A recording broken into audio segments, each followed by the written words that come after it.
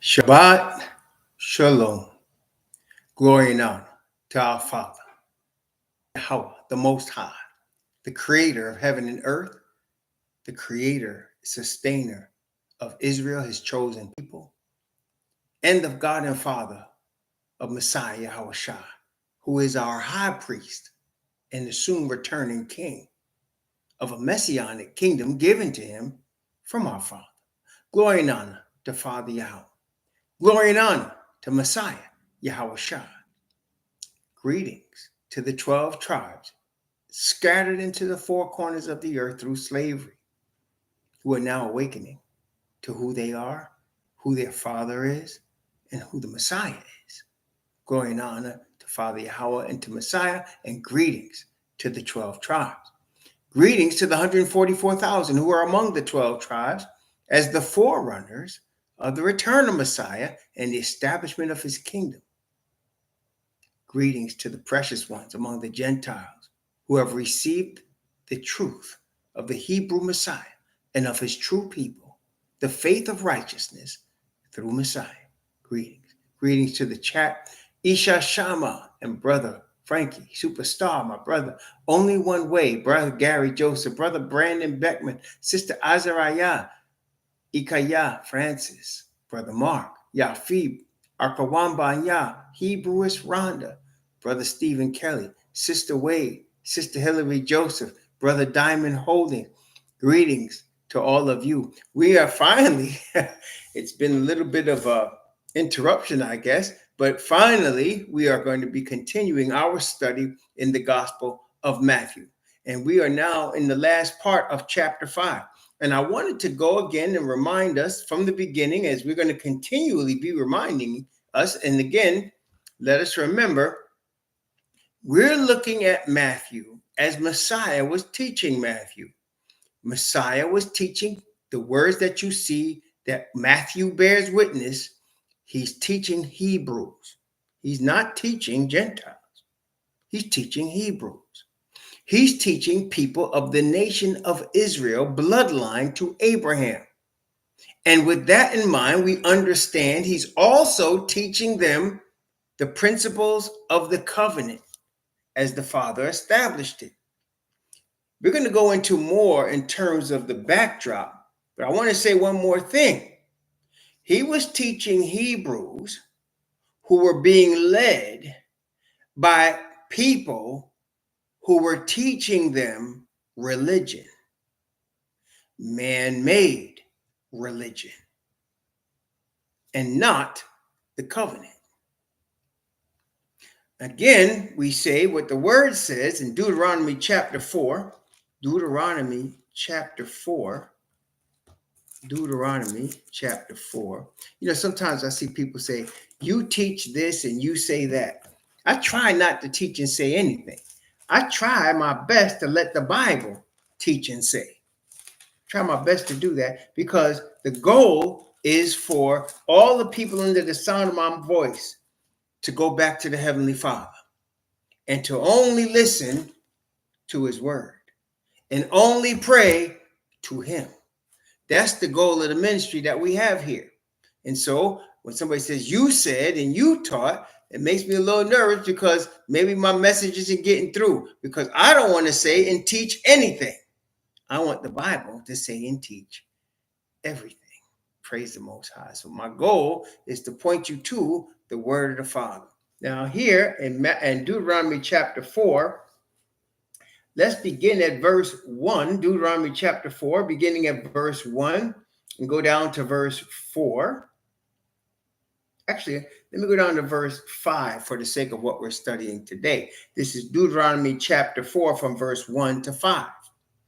Now, therefore, hearken, O Israel, unto the statutes and unto the judgments which I teach you for to do them, that ye may live and go in and possess the land which Yahweh Most High of your fathers giveth you. Ye shall not add unto the word which I command you, neither shall ye diminish aught from it, that ye may keep the commandments of Yahweh your Most High, which I command you. Your eyes have seen what Yahweh did because of Baal Peor. For all the men that follow Baal Peor, Yahweh thy Most High hath destroyed them from among you. but ye that did cleave unto Yahweh your Most High are alive, every one of you, this day. Behold, I have taught you statutes and judgments, even as Yahweh my Most High commanded thee, that ye should do so in the land whither ye go to possess it. Now, this is the key here. The covenant is between the Father and Israel, and all of the statutes and judgments given from Moses were for the people who would inhabit the kingdom, the land that would be theirs, the land of Canaan. Okay, you understand that? So the statutes and judgments that we see are for those people that were going to be inhabiting the land, as he said here, and he says this many times in all of Moses' writings. Behold, I have taught you statutes and judgments, even as Yahweh my Most High commanded me, that ye should do so in the land whether ye go to possess it. So the land that the Israelites were to possess, they were to keep the statutes and judgments in the land. For example, the 3 appointed feasts and the Day of Atonement, which we speak so much about because the prophetic utterance is showing us that they have a meaning here in the end of Babylon.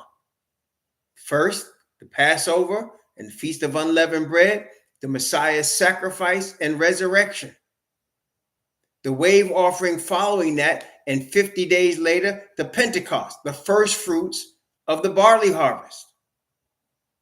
Then a Day of Atonement with a warning sound of trumpets for all Israel to be cleansed from their sin on the 10th day of the 7th month.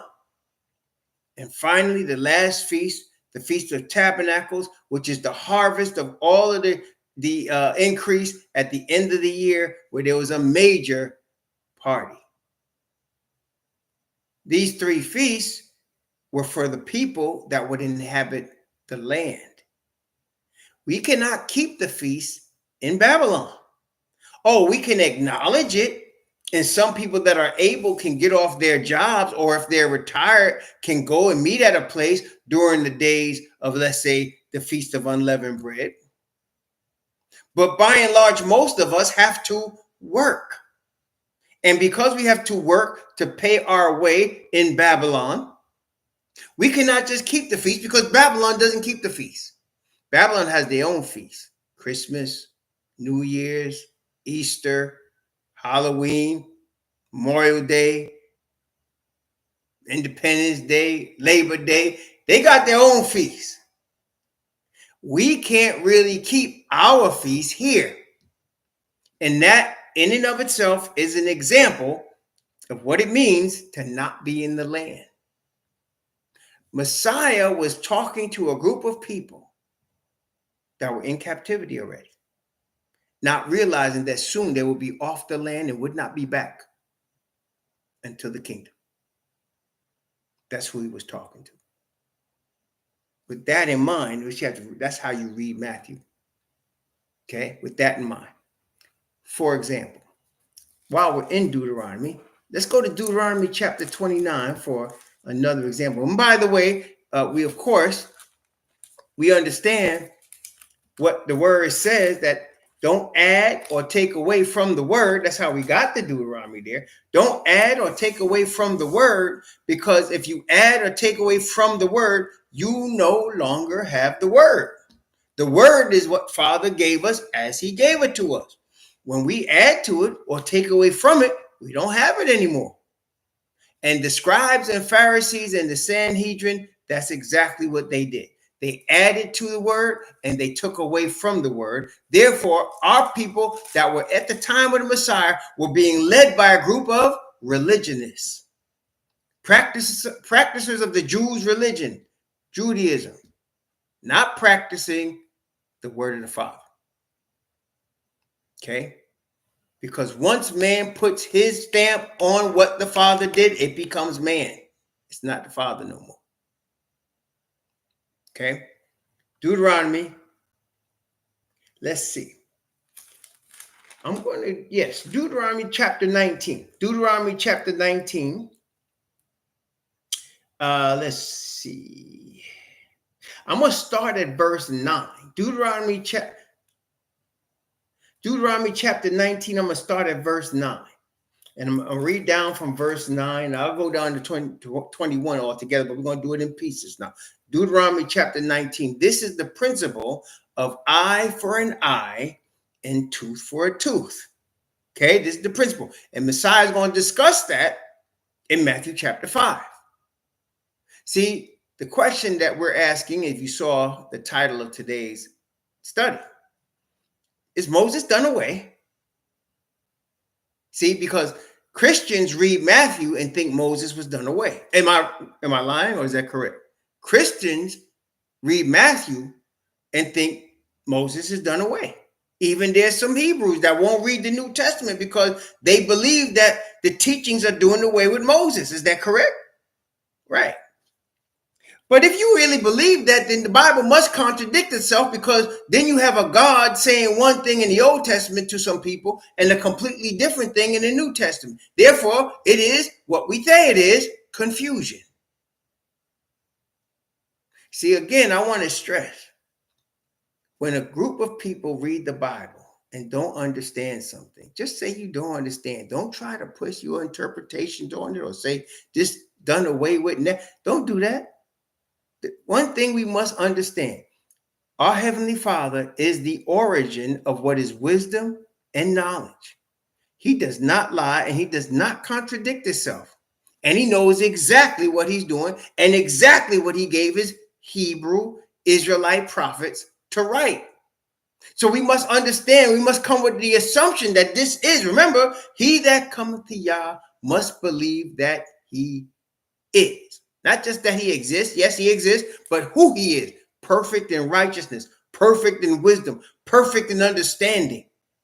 The perfection of what is light and truth. So therefore, if there's things we don't understand, we must just say we don't understand. It's just like when you're a little child and your daddy's teaching you something and you don't understand. Right? So there's things you may not understand, but don't try to say, oh, the New Testament is not inspired or it's been changed. The law is done away with. Please don't do that, because now you're putting man's tool on the Father's word. He's not the author of confusion. Deuteronomy chapter 19, beginning at verse 9. If thou shalt keep all these commandments to do them, which I command thee this day, to love Yahweh thy most high, and to ever walk in his ways, then thou shalt add 3 cities more for thee beside these 3, that innocent blood be not shed in thy land, which Yahweh thy most high giveth thee for an inheritance. So blood be upon thee. So the object of what he's teaching here is for when the Israelites have their land and their nation, there would be no innocent blood shed there. Do y'all see that? It said, so that there be no innocent blood, that innocent blood be not shed in thy land. So again, we're talking about a nation getting ready to inherit the Canaanites' land. And when you get the land, he's saying, we don't want innocent blood being shed there. That means nobody just murdering somebody. That's innocent blood. Or killing somebody that they had no reason to kill. That's innocent blood. Or hurting children. That's innocent blood. Y'all get the point. Verse 11. But if any man hate his neighbor and lie in wait for him and rise up against him and smite him mortally that he die and fleeth into one of these cities, then the elders of his city shall send and fetch him thence and deliver him into the hand of the avenger of blood, that he may die. Thine eye shall not pity him, but thou shalt put away the guilt of innocent blood from Israel, that it may go well with thee. So again, the point is, a murderer is not going to get over. A murderer is going to pay the penalty of death. Otherwise, they'd have innocent blood on the nation. And he's commanding them, do not have innocent blood, the guilt of innocent blood on your nation. That's the point of this passage. Let's continue. Verse 14. Thou shalt not remove thy neighbor's landmark, which they of old time have set in thine inheritance, which thou shalt inherit in the land that Yahweh thy Most High giveth thee to possess. See how continually he's mentioning in the land. See? So you're going to obey these statutes and commandments in the land. You're going to obey this. This is going to be your constitution, your laws. This is going to be your all of your precepts in the land, in your nation. Everybody got that? Real important before we go to Matthew. Okay? Verse 15. One witness shall not rise up against a man for any iniquity, or for any sin in any sin that he sinneth. At the mouth of two witnesses, or at the mouth of three witnesses, shall the matter be established. If a false witness rise up against any man to testify against him that which is wrong, verse 17, then both the men between whom the controversy is shall stand before Yahweh, before the priests and the judges, which shall be in those days. And the judges shall make diligent inquisition. And behold, if the witness be a false witness and have testified falsely against his brother, then shall ye do unto him as he had thought to have done unto his brother. So shalt thou put the evil away from among you. And those which remain shall hear and fear, and shall henceforth commit no more any such evil among you. And thine eye shall not pity, but life shall go for life, eye for eye, tooth for tooth, hand for hand, foot for foot. So if somebody does something wrong, they would go to the judges and the priests. That was your court at the day in Israel. Does that make sense? That was Israel's court system. The judges and the priests was Israel's court system. So you go to court with your Israelite brothers in your Israelite system, and the judgment is eye for eye, tooth for tooth, hand for hand, foot for foot, life for life. That's the judgment. Okay? Everybody got that? But when Messiah was speaking in Matthew, they were not allowed to put anybody to death. Why? Because they were under the jurisdiction of Rome. They were not permitted to put anybody to death. Therefore, the whole judgment system was now off. Why? Because even though they were in the land, they were under the control of the Gentiles. Testing 1, 2, 3. Do we understand that? Testing 1, 2, 3. Everybody got that? So that's how you got to look at Matthew. So they're Israelites, but they're not controlling their own land anymore. They're not controlling their own destiny. Their enemies are controlling them. Okay? We have to understand that as we're looking at Matthew. See, now you see in a different light than what Christians teach you, because Christians will have you out here allowing people to beat you, saying, you're gonna win them with love, and they're killing you. But that's not the point. We're going to talk more about that as we study this, okay? We're going to get this clear. Now, let's go to another witness, Jeremiah. Let's start in Jeremiah chapter 27, because you know why I like Jeremiah for this instance? The reason I like Jeremiah by the grace of the Father for this instance is because Jeremiah was a prophet at the time of the first captivity. The first, after they left Egypt, that is, the first official captivity where they were being taken off the land. He was the prophet that was prophesying about them going to Babylon. Okay, so listen to what Jeremiah bears witness from the Father's Spirit with the understanding that they're not going to be in their own land very long. They're going to be in Babylon.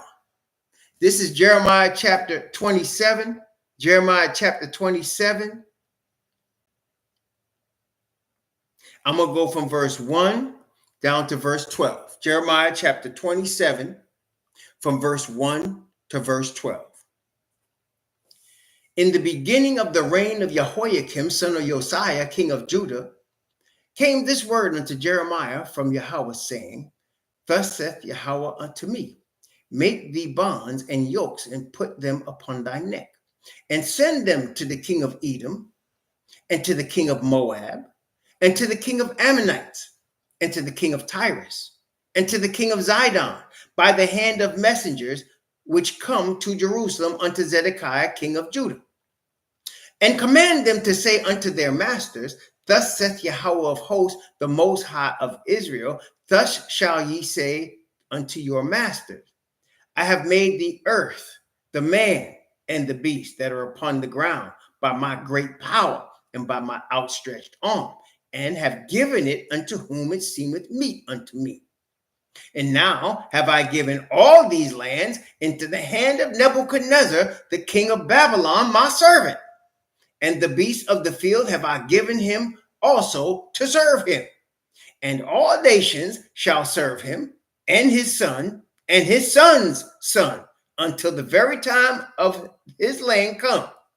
And then many nations and great kings shall serve themselves of him. Notice he said, until the very time of his land come. In other words, it's a very parallel situation to when Messiah said, we shall be taken captive into all nations, and Jerusalem shall be trodden down of Gentiles until the time of the Gentiles be fulfilled. Same thing he's saying here. Babylon's going to rule Nebuchadnezzar's son, and his son's son until their time. Y'all got that? Very similar. In fact, it's parallel. Absolutely. Okay. Verse 8. And it shall come to pass that the nation and kingdom which will not serve the same Nebuchadnezzar, king of Babylon, and that will not put their neck under the yoke of the king of Babylon, that nation will I punish, saith Yahweh, with the sword, and with famine, and with pestilence, until I have consumed them by his hand. Therefore, hearken not ye to your prophets, nor to your diviners, nor to your dreamers, nor to your enchanters, nor to your sorcerers, which speak unto you, saying, Ye shall not serve the king of Babylon. For they prophesy a lie unto you, to remove you far from your land, and that I should drive you out, and ye should perish. But the nations that bring their neck under the yoke of the king of Babylon and serve him, those will I let remain still in their own land, saith Yahweh, and they shall till it and dwell therein. I spake also to Zedekiah, king of Judah, according to all these words, saying, Bring your necks under the yoke of the king of Babylon, and serve him and his people, and live. See? So now, Jeremiah is telling the Israelites, surrender to Babylon. Don't fight them. And why? Well, if you read all of the chapters previous to chapter 27, he tells them, you lit incense to other gods, you serving other gods, you blaspheme me, you've killed my prophets, and I've had enough. Now you're going to Babylon. Sound familiar? That was the very situation that Messiah was born into. Except we know it was Babylon, Media Persia, Greece, and finally Rome. Messiah was born into the Roman part, and Rome exists to this day. Y'all getting this? Okay. Jeremiah chapter 29. Jeremiah chapter 29. Beginning at verse 4. Beginning at verse 4 and going down to verse 7. This is Jeremiah 29 from verse 4 to verse 7. Thus saith Yahweh of hosts, the Most High of Israel, unto all that are carried away captives, whom I have caused to be carried away from Jerusalem unto Babylon. Build ye houses and dwell in them, and plant gardens and eat the fruit of them. Take ye wives and beget sons and daughters, and take wives for your sons, and give your daughters to husbands, that ye may bear sons and daughters, that ye may be increased there and not diminished. And seek the peace of the city whither I have caused you to be carried away captives, and pray unto Yahweh for it. For in the peace thereof ye shall have peace. So he's telling them to try to what? What does Paul teach? Live in peace. As far as possible, be peaceable with all men. Remember, you're not in your land anymore. You're a guest in your enemy's land. Does that make sense, y'all? You're a guest in your enemy's land. You're captives. You're scattered, and you're not in your land no more. So you got to behave yourself. See, when you're in your land, you got statutes and judgments that your leaders could keep, that your leaders could teach you. But now you're not in your land no more. So now, when Messiah is in Jerusalem in Matthew, when he gets put to death, it's not the Sanhedrin that puts him to death. They turn him over to those who are permitted to put people to death, the Romans. Okay?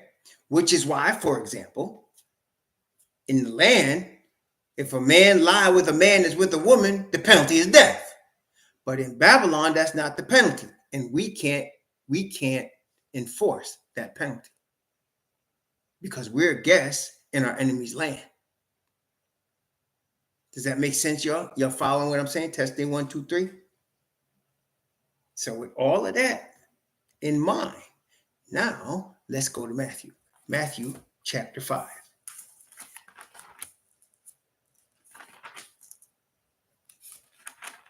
You see, I have to spend, and I obviously don't mind doing it, but the Father has me spending time helping us unlearn Christianity. See, because if you look at Matthew 5 as a Christian, you're not going to see what I just told you. You're not going to even understand. It won't even come to your mind. Am I right? It won't even come to your mind. What I just told you won't even come to your mind. And yet, that's exactly the backdrop. That's exactly the backdrop that Messiah is teaching here in Matthew chapter 5. That's exactly the backdrop.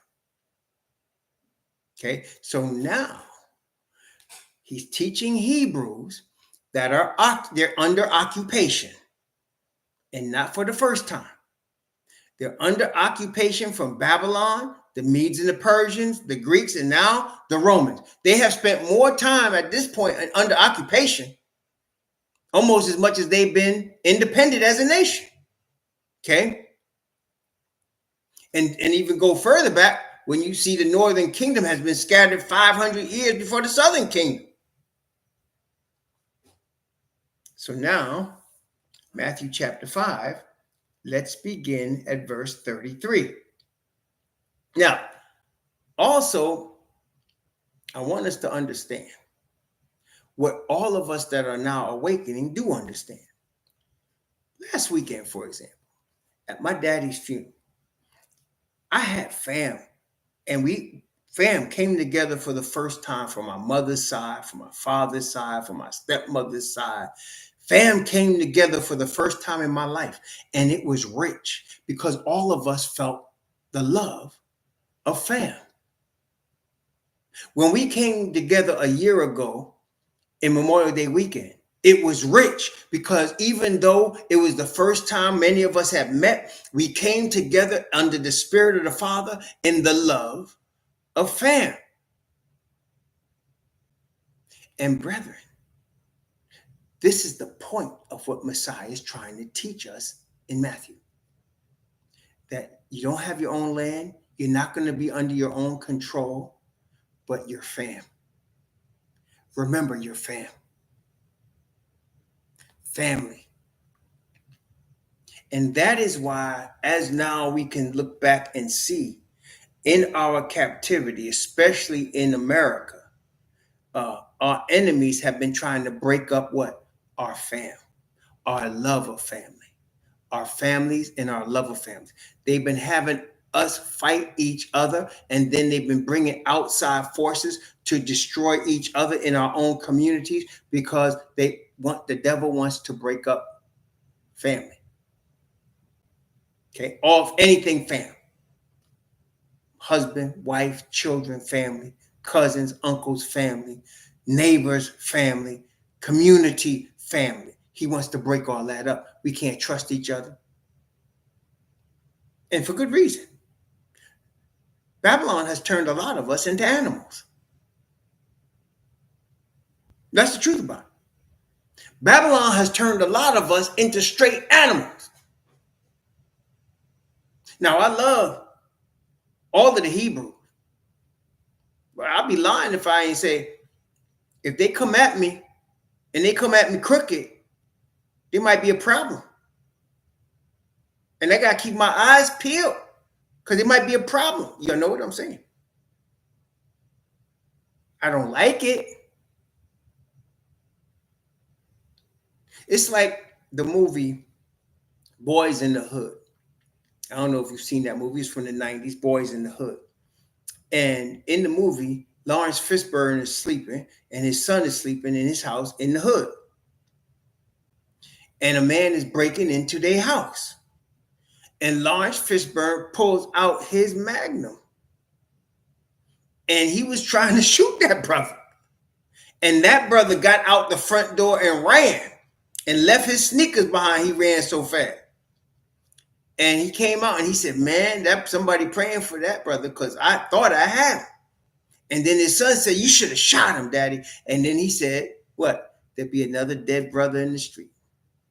So even though he loved his brother, he wasn't going to let the brother walk in his house and hurt him and his child. This is the situation we find ourselves in.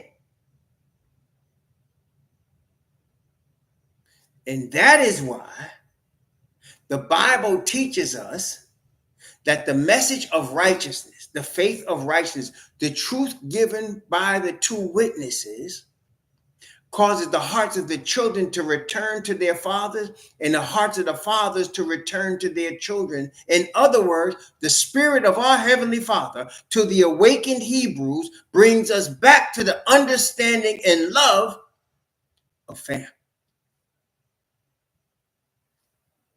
Does that make sense, y'all? It breaks the curses, as I can bear witness. It breaks generational curses that's on us, that causes us to be enemies instead of fam, and makes us back into family. This is what Messiah is teaching in Matthew chapter 5. That y'all are fam. Love each other as fam. Okay? Matthew chapter 5, beginning at verse 33. I'm going to read from verse 33 down to verse 37. Again, ye have heard that it have been said by them of old time, thou shalt not forswear thyself, but thou shalt perform unto Yahweh thine oaths. But I say unto you, swear not at all, neither by heaven, for it is Yah's throne, nor by the earth, for it is his footstool, neither by Jerusalem, for it is the city of the great king. Neither shalt thou swear by thy head, because thou canst not make one hair white or black. But let your communication be yea, yea, nay, nay. For whatsoever is more than these cometh of evil. What is he saying? Y'all heard this. I swear to God. Y'all ever heard that? Brother, I swear to God. Didn't you hear that? I'm telling you, I swear to God. He's like, come on now. Don't get carried away. Don't get carried away. See what I'm saying? Don't get carried away. Keep it cool. Yes, no, this is what I saw. This is what it is. This is what I... Don't get carried away. Because, you know, and this again proves, because y'all know very well, Hebrews put some soul in stuff. Hebrews can get all kind of intense, right? Hebrews could get all kind of soul in their stuff, man. And so it just comes natural. He's saying, be cool. Just be yes, yes, no, no. You ain't got to trip out and swear to God and all that. Chill. Chill. I mean, it's just naturally in us. And that's why he's saying this, because those people were us. Who he's talking to are our forefathers. We are descendants of them. And you know and I know how we be. That's right. That's right. Man, we can get hyped. We can get hyped now. You know we can. That's right. Don't put no extra on it. Just let it be yes, yes, no, no. Okay. Okay. Now, verse 38. Now, here's an interesting one. We just read this. Let's read it. Matthew chapter 5, verse 38, 39, 40. Let's stop there. Ye have heard that had been said, an eye for an eye, and a tooth for a tooth. But I say unto you that ye resist not evil, but whosoever shall smite thee on thy right cheek, turn to him the other also. If any man will sue thee at the law and take away thy coat, let him have thy cloak also. Now, Paul brings up an interesting point on this subject, and I believe, let's see, it's in 1 Corinthians. Yeah, 1 Corinthians chapter 6. 1 Corinthians chapter 6. He expounds on what Messiah is talking about here, and it helps give a clearer understanding of what he's talking about. Again, the eye for eye, tooth for tooth doctrine was for when we are independent in the land. At the time Messiah is there, they're not. There's no cities of refuge. They cannot put anybody to death at the mouth of 2 or 3 witnesses. See? It's the Romans that do that. They got to follow Roman law with regard to that. So he said, you can't do that. You're under the control of your enemies. So don't fight with yourselves. Don't fight with yourselves. Look here. 1 Corinthians chapter 6, beginning at verse 1, and go from verse 1 down to verse 8. This is 1 Corinthians chapter 6, from verse 1 to verse 8. Watch what it says. Dare any of you, having a matter against another, go to law before the unjust and not before the saints? So he's saying, why do you bring your quarrels to the law of Babylon or to the law of Rome? Why don't y'all settle it as brethren, as family? Do ye not know that the saints shall judge the world? And if the world shall be judged by you, are ye unworthy to judge the smallest matters? Know ye not that we shall judge angels? How much more things that pertain to this life? If then ye have judgments of things pertaining to this life, set them to judge who are least esteemed in the church. I speak to your shame. It is so that there that there is not a wise man among you? No, not one that shall be able to judge between his brethren. But brother, go to law with brother, and that before unbelievers. Now, therefore, there is utterly a fault among you, because ye go to law one with another. Why do ye not rather take the wrong? Why do ye not rather suffer yourselves to be defrauded? Nay, ye do wrong and defraud, and that your brethren. Again, Messiah is teaching, don't go to court with your own brothers. Notice, and again, he says in the church. Well, we know that's in the nation. That's not the building with the 501c3. This is the nation, the called out assembly. That's what the church is. So you deal with brethren, if y'all are brethren, in the assembly.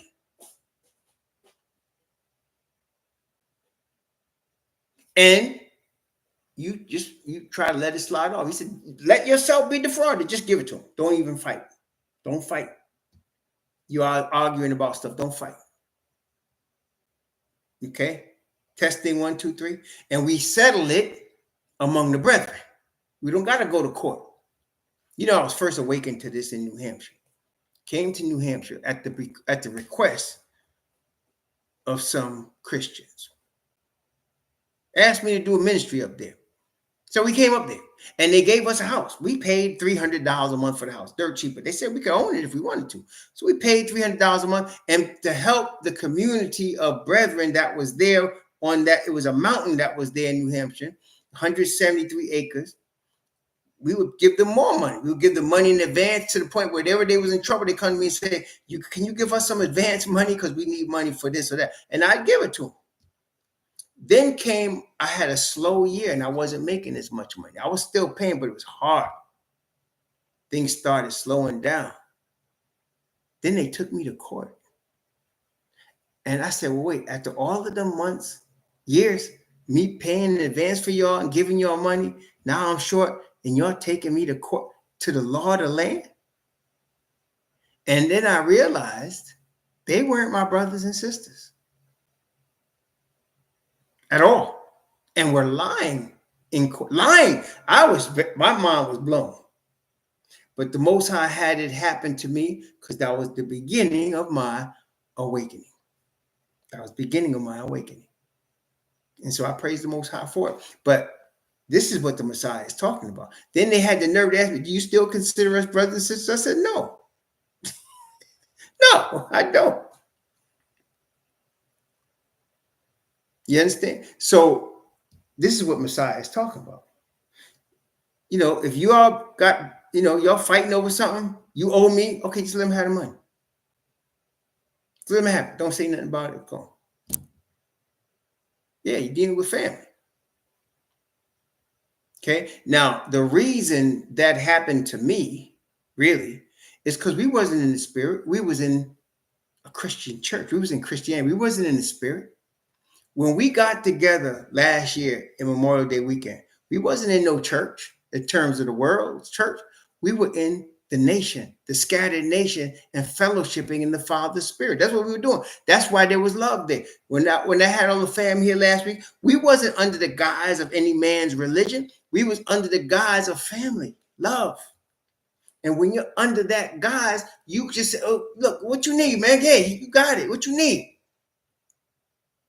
Everybody was of that spirit. What you need? What? Oh, I got you. I got you. I got you. We kept hearing that. I got you. Don't worry. I got you. And we kept hearing all day. It was beautiful. But that's what happens when you're in the spirit of love, when you're in the spirit of the Father's love, the real spirit. It ain't got nothing to do with the church or Christianity or any man-made religion. It's above that, way above that. Praise the Most High. So here, Matthew 5, that's what Messiah is talking about. Don't be taking each other to court. Just if he wants your coat, let him have it if he wants it so bad. Right? Verse 41. Matthew chapter 5, verse 41. Beginning of verse 41 and go down to verse 42. Because 43 is a different thing. So 41, 42. And whosoever shall compel thee to go a mile, go with him twain. Give to him that asketh thee, and from him that would borrow of thee, turn thou that now away. Now, again, brethren, I have learned the hard way, and I'm sure some of you have too. You don't lend money. If you can't afford to let it go, then don't let it go. But once you let it go, don't think about it no more. It's over. And I know that people be saying, I promise I'll pay you back. I promise I'll pay you back. If you can give it, just give it. Somebody say, I need 500. And you say, man, I can't give you 500. I can give you 250. I'll pay you back. Listen, don't worry about it. I can give you this 250. You understand? You know, so you give. You don't really lend. Banks lend. But you can't really lend, because then what'll happen? And y'all all know somebody borrow money, say they're gonna pay you back, don't pay you back. Now there's funny feelings between you and that person, right? There's funny feelings between you and them. Because now they know they owe you money, you know they owe you money, and that's what it is, right? But if you just say forget it, just keep it, you know what Hebrews would do. Oh man, I can go back to him again, right? That's when they come back. Yo, man, I know you helped me out last time, man. Come on. Can I get X now? Can I get a couple of dollars this time, man? Now that's up to you. You might say, okay, I'll give it to you. You say, nah, I can't do it. Nah, I can't do it, man. Can't do it. But that's a decision you make, and you're not looking for it back. Therefore, there's no hard feelings. Because why? You're a fam. Right? You're a fam. That's right. But you know what? All of us have been in that situation one way or the other. I've been on both sides of it. I've called my father, Daddy, I need some help. And sometimes I say, no. So how much you need? Oh, I'll give you a little bit. And I got cousins. Come on, cuz. I know I called you before, blah, blah, blah, and I might say here, or I might say, no, I can't do it. That goes on all the time among Hebrews. It does, especially especially, brothers and sisters and cousins. Come on. Y'all know that goes on a lot. So here, how you handle it. If I could give it to you, I'm going to give it to you. I don't want it back. Don't even talk to me about it. But if I can't, I'm just tell you I can't. That's my rent money or that's my mortgage money. I ain't got nothing for you.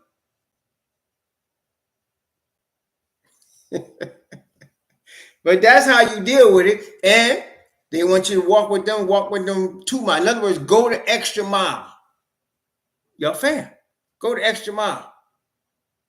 That's what he basically said, literally. He wants you to walk 1 mile, go 2. Go the extra mile. Okay? Do what you can. And then some if you can. Because why? Y'all are family. Y'all fam. Okay? Treat each other with the respect and love of family. Especially now that we're waking up. Again, the whole point, Satan tried to break up all kinds of ways of family. He's still doing it. That's all right, though. As long as there is awakened Hebrews, there's going to be some family. Praise the Most High. Let's continue. Chapter 5, verse 43 and 44. Actually, 43, 44, and 45. Ye have heard that it hath been said, thou shalt love thy neighbor and hate thine enemy. But I say unto you, love your enemies. Bless them that curse you. Do good to them that hate you, and pray for them which despitefully use you and persecute you, that ye may be the children of your Father which is in heaven. For he maketh his sun to rise on the evil and on the good, and sendeth rain on the just and on the unjust. Again, he's talking to Hebrews.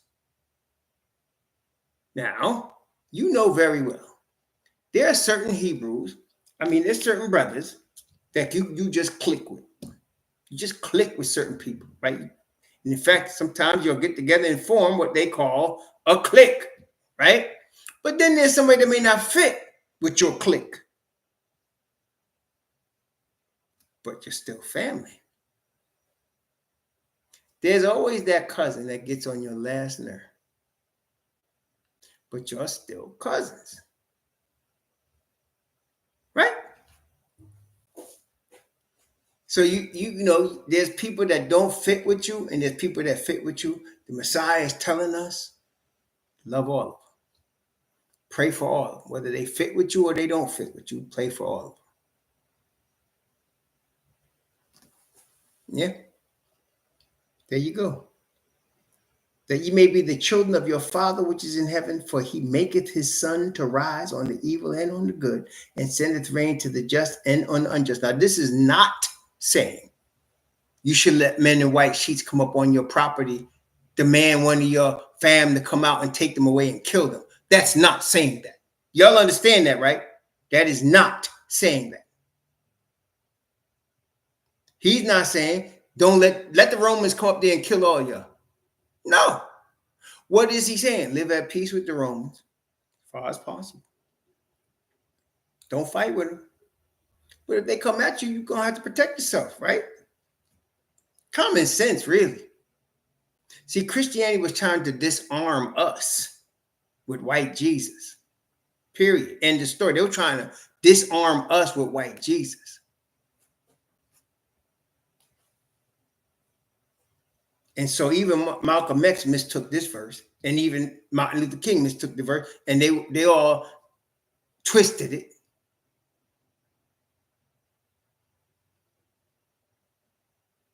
And the thing is that's amazing and ironic to me is that on the last day of his life, do you realize Malcolm X knew people was trying to kill him? Testing. Do y'all know that?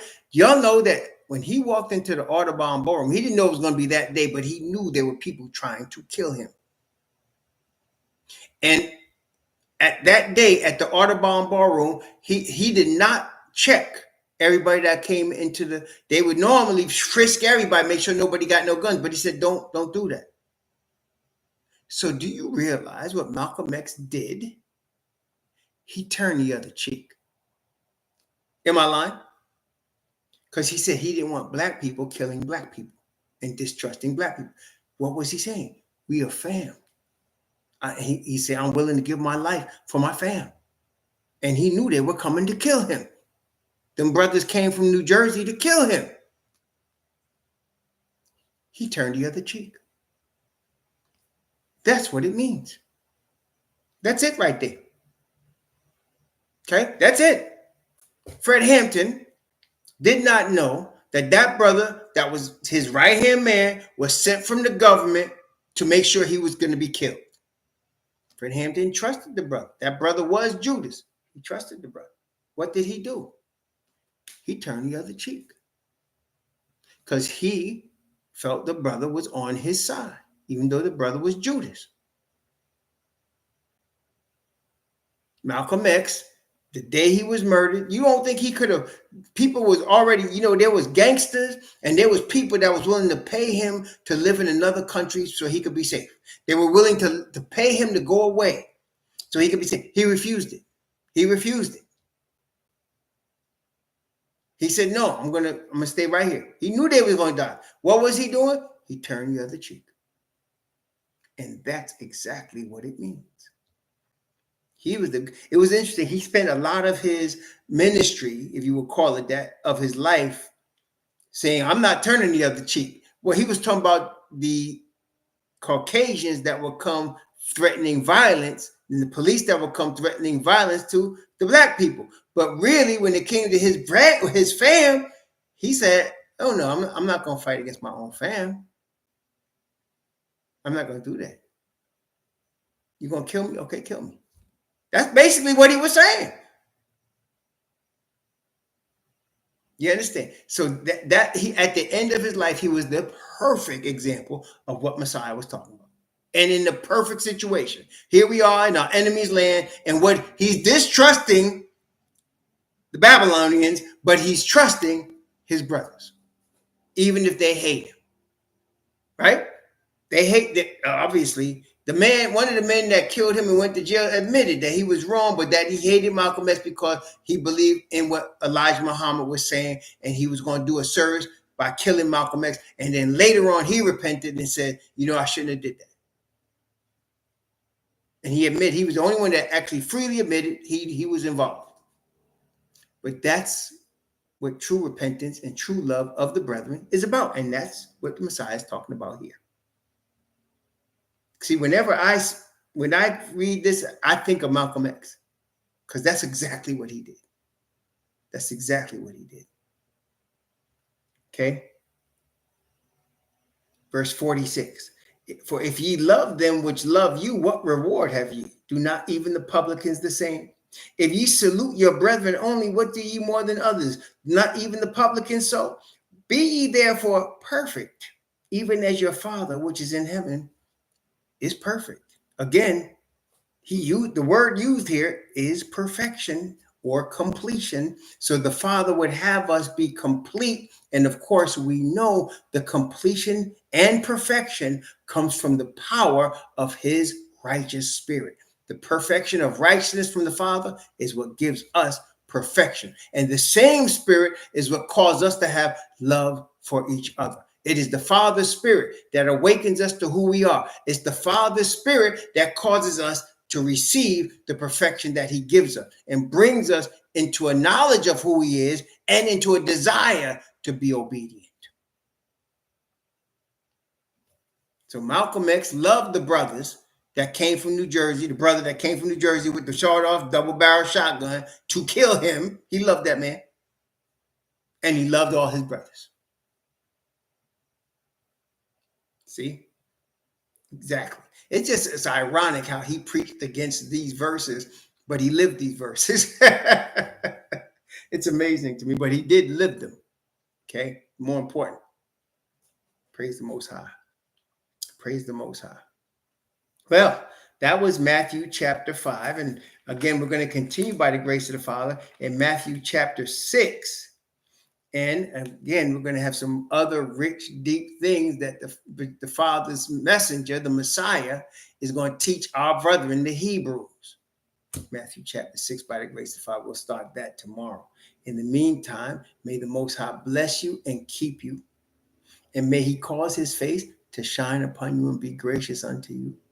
And may he lift up his countenance upon you and give you peace. Sure.